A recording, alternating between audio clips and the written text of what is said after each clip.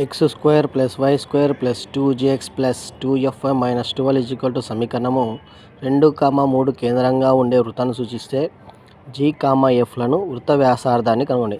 ఇక్కడ చూడండి, ఇక్కడ ఇచ్చిన మనకు సమీకరణం ఏమంటే వృత్త సమీకరణము. మరి ఈ సమీకరణంలో 2, 3 కేంద్రంగా ఉండే వృత్తాన్ని సూచిస్తే g, fలను మరియు వృత్త వ్యాసార్థాన్ని కనుగొమన్నాడు. మరి ఇక్కడ కేంద్రము ఏమొస్తుందంటే -g, -f. అప్పుడు g వాల్యూ ఏమవుతుందంటే -2, f వాల్యూ ఏమవుతుందంటే -3. ఇప్పుడు వృత్త వ్యాసార్థం r √g² + f² - c తెలియజేస్తుంది. మరి ఇక్కడ g వాల్యూ ఎంత అంటే 2, -2 ఉంది కదా, ఇక్కడ సబ్స్టిట్యూట్ చేసినాం అనుకోండి -2². f వాల్యూ ఏమవుతుంది -3 కాబట్టి -3². మరి c ఇక్కడ సమీకరణంలో ఉంది కదా, ఇది c వాల్యూ. అంటే ఇక్కడ -12 మైనస్ ఇంటూ మైనస్ ఏమవుతుందంటే ప్లస్ అవుతుంది, +12 అయిపోతుంది.